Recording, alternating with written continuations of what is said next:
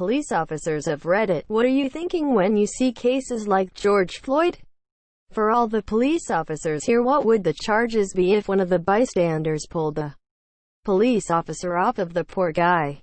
Well, thanks for gold. I'm a former police officer, and so have had plenty of training in physical restraint of individuals being arrested. There is no police academy training officers to kneel on someone's neck to subdue them. That's how you kill a person. There is extensive training on how to avoid seriously injuring a person while restraining them. And I guarantee you every one of these officers was trained to never strike a person in the neck or choke them, monsieur. The officer who killed him is very clearly liable for manslaughter at the very least. And I think the other officers who stood by have some accountability as well, because they knew damn well that was not how you handle a person, and should have stepped up. Retired after 28 years. Nothing less than murder. All the guys I worked with would never have considered doing something like that. You treat combative in custodies once they're secured as human beings. Nothing should be personal. Once they've been subdued and you are safe as an officer, you stand him up, pat him down, and understand that your arrestee is at a low point in his life. Give him some dignity and you'll generally get his respect. It works 90+% of the time. That man was subdued and nobody should have been on him at that point. Not a local. I'm a Fed. 5 years into the job. George Floyd was murdered and it's fucking disgusting. We're trained that anything involving the neck is a no-go and is considered deadly force. We were also trained that if you make an arrest in a prone position, you search and then immediately move them onto their side or a seated position because the risk of asphyxiation is so great. If a suspect says they can't breathe, believe them and take measures to correct it. This training is reinforced at least twice a year in our use of force training. These officers deserve to spend the rest of their lives in prison. Absolutely sick to my stomach. I'm a lieutenant in my hometown police department. I started my day by showing the video to my officers and making sure my people understood that this is murder. Plain and simple. You never, outside of a life and death struggle, do anything like this. George Floyd was handcuffed and on the ground. If he was still struggling badly enough that they felt a need to hold him down, there's 100 ways to do it safely. Use of force should always be as measured and considered as possible. There will always be times where an officer sees danger and has to make a split-second decision, without the luxury of weighing the consequences. That clearly was not the case here. He had all the time in the world to think about what he was doing. He had multiple people there telling him to stop, and none of his fellow officers intervened. All of that is why I find this incident particularly disgusting.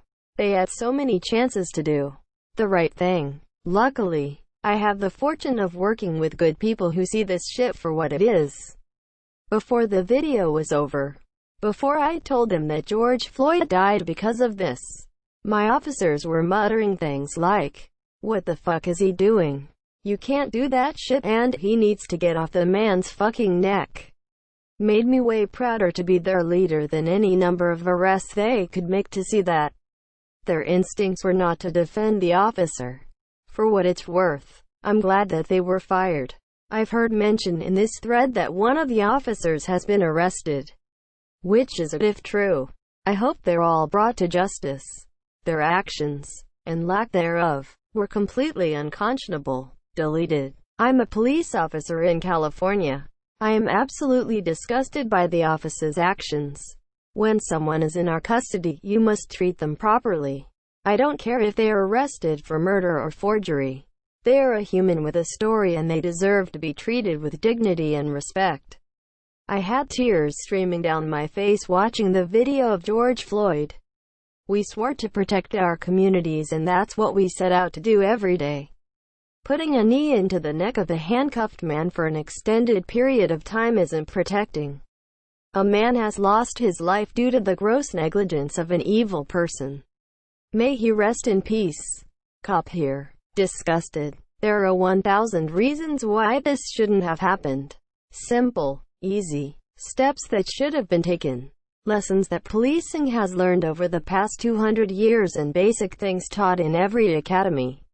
Make no mistake, this was murder. Maybe not premeditated murder, but nonetheless murder. I will be angry if those officers do not get indicted. Sheriff's deputy here, and I must say that I am disgusted by the unnecessary loss of life. There are moments that make me regret what I do. And this is one of them, monsieur. I've met my share of racists wearing a badge, and I'm ready for a career change. The oath we take is to uphold the law and Constitution. So for the officers on scene there that could have stepped in and prevented this, fuck you. One bad apple always ruins the bunch. Unfortunately, I pray for the Georges family and that justice is served. Throw away for obvious reasons, and yes, I'm a white male. Edit. Wasn't expecting this to blow up as it has. I am responding to you guys when I can, and I'm glad we can have a conversation about this. We do not unionize in my state for law enforcement, and I see many comments about systemic protection and abuse. I have never worked under a police union, but I have worked with people who were unionized, and I have heard my share of stories where law is protected by the union.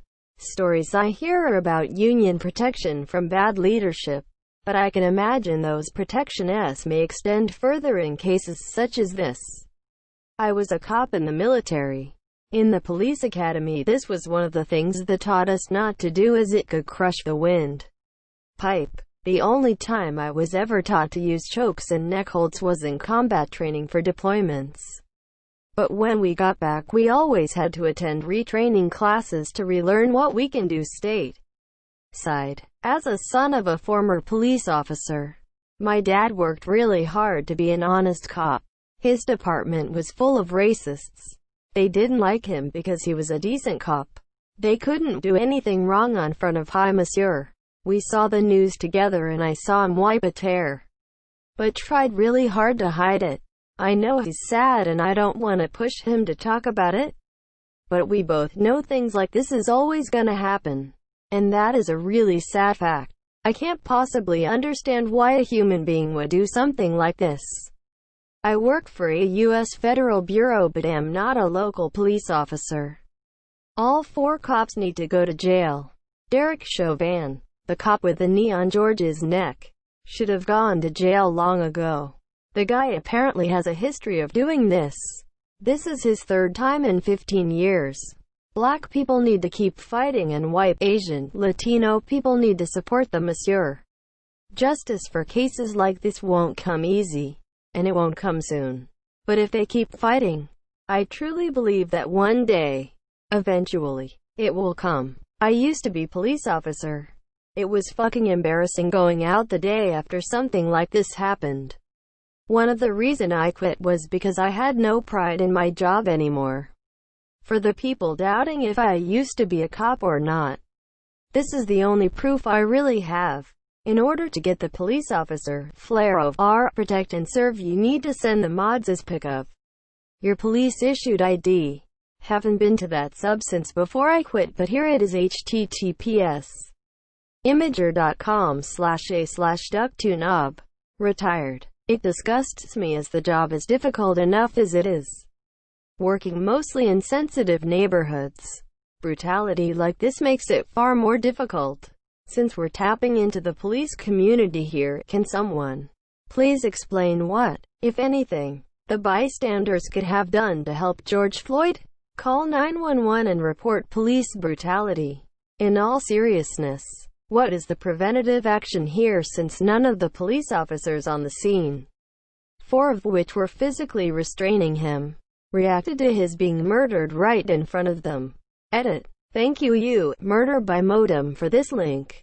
ACLU. https www.aclu.org/issues/criminal-law-reform/reforming-police/record-police-conduct. I'm adding it to my post because I think others will appreciate it and I don't want it to get lost. Edit. In summary, some of the options proposed are below. I apologize if I omitted, misrepresented, or oversimplified anything. Asterisk. The bystanders in this case did many of these things and they were a voice for George when he couldn't speak for himself. Asterisk. 1. Always record the incident, live streaming if possible, and inform the police they are being recorded. 2. Involve other authorities when applicable such as police supervisors, state police, 911. Ask for supervisor and an ambulance to report immediately.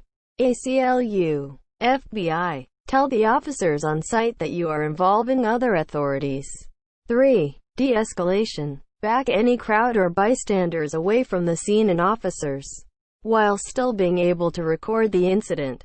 Have one person, preferably a white person, attempt to approach the officer as a medical professional or voice of reason to explain that it appears that medical treatment may be required and remind the officer that their best interests, career, family, reputation, etc., are to act responsibly. 4. Create a distraction that requires the officers to release the hold, not custody, of anyone in imminent medical danger. 5. Physically remove the threat imposed by the officer by force. This includes exercising your right to carry and discharge a gun. I think everyone agrees that this option will most likely result in physical, potentially fatal, and legal ramifications for the individual involved unless the group of bystanders are organized enough and outnumber the officers on the scene to the extent that they can safely take control without further harm. Monsieur. 6. Systemic change, both local and national, for people that value human life and will implement change to protect it. This is not an anti-gun sentiment. If you value your right to carry a gun, then vote for people that support that. Be vocal in demanding justice when these incidents occur. Push for improved training, hiring practices, and accountability within the police force. I would imagine that this may also include increasing pay for the police force to attract more suitable individuals into the positions. Possibly implement a citizen-based governing body to oversee the police force and their actions. A post I can finally answer. Based in Scotland, I'm a police officer with 5 years service, 2 of which I have been a part-time officer safety instructor. During this training we go over retraining subjects and handcuff techniques that we use to AT. This includes all safety aspects including where to apply handcuffs, how tight they should be, ensuring the technique is done correctly and that the subject is in a controlled but safe position. Positional asphyxia is a vital topic we cover, and it is reiterated time and time again that if a subject ends up on the ground, we never, and I reiterate again, never, place any sort of weight on them, monsieur. Hell, even when sitting in the back of our cars, we watch them and ensure they can breathe and are in a comfortable position for transport. What these cops did was just plain stupid, disproportionate, and frankly an embarrassment to policing.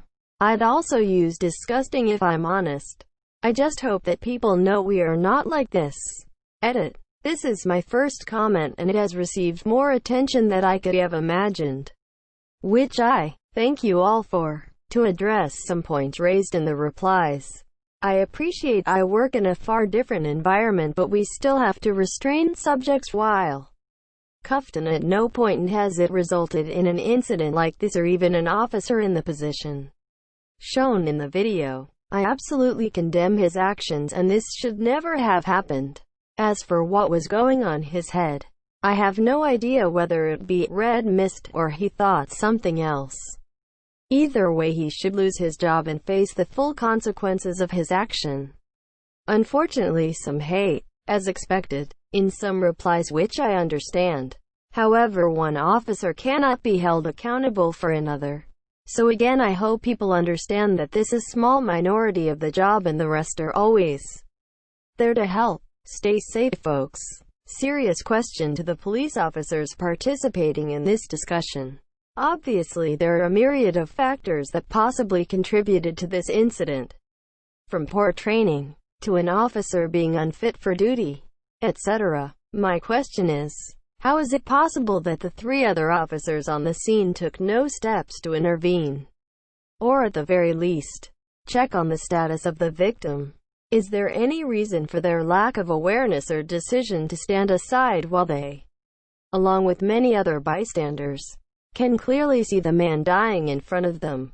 What justification, if any, is possible in this situation?